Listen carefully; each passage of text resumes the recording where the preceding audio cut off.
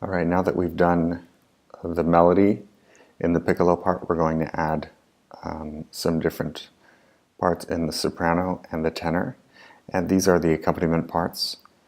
And we should have just watched a video on the syncopation and how to create different rhythms. And that's one of the characteristics of Zimbabwean marimba. But you don't have to have syncopation.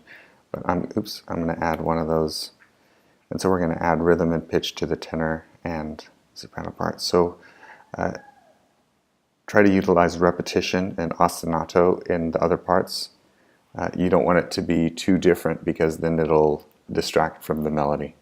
So here I'm going to pick a rhythm. Let's do, and then you can use the numbers for the shortcuts. So I want to do eighth note and then quarter note. I'm just going to change the rhythm here, and then I'm going to do some eighth notes here maybe.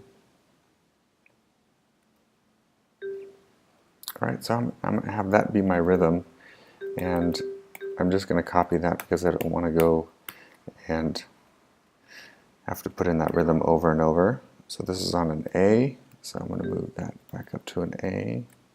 So I'm just putting the same rhythm, but just make the same pitches, just changing the rhythm. That one's on a B, and then that one's on a G, which is on a G already. Okay, so here's my soprano rhythm, my syncopated rhythm, and then I can change the pitches a little bit by using the chord tones C, E, and G. One thing I can do is I can just add another note on top of it. C, so we have C down here, E and G, so I'm just going to add it, make it simple.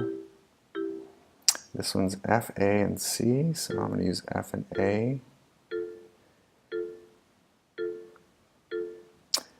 B, D, and F, so I have a B, so I could do a D up here or D down here. I'm going to do an F right here, so it makes it easy to play. You don't want to make it too difficult because you will be playing it later. And then E, G, and B. So let's listen to that.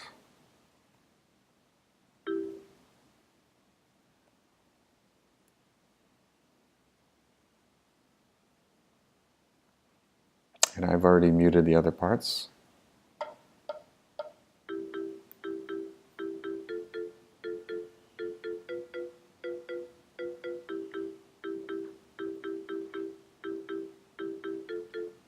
Okay, and generally, so that's a good part there. You wouldn't want to add 3 notes because you don't have 3 mallets. So thinking about what the player can play.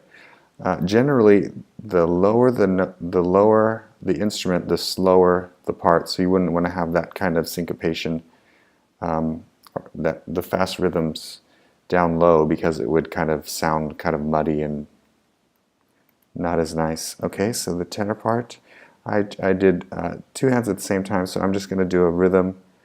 I'm just going to do a simple rhythm. I'm just going to keep the same rhythm actually, and usually the lower parts, they have simpler rhythms.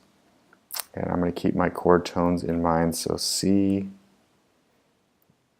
E, G, then I'm going to back to E, and then F, A, C, and then F, A, C, C, and then B, D, F. And actually I don't like that, it jumps around too much, so I'm going to invert it. So F, A, C, I'm going to start with C, and you can look down here, it'll tell, if you're having a hard time memorizing the notes, if you have this piano thing down there, it'll show you which ones. So C, F, A, F, and then this one's B, D, and F. So B, D, F, D, and this one's E, G, B. E, so B,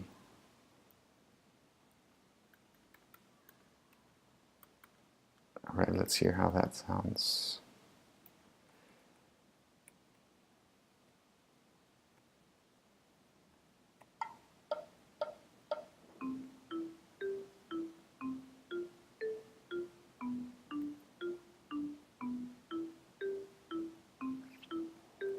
Okay, and I just use chord tones for the soprano and tenor part. Let's put it all together.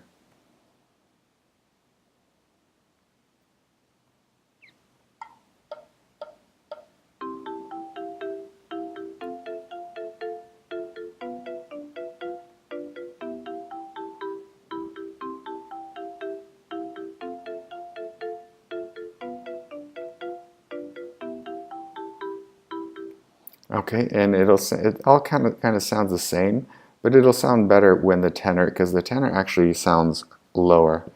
So, and you can actually change, you can do some passing tones in here, but for the most part, just keep that and simple.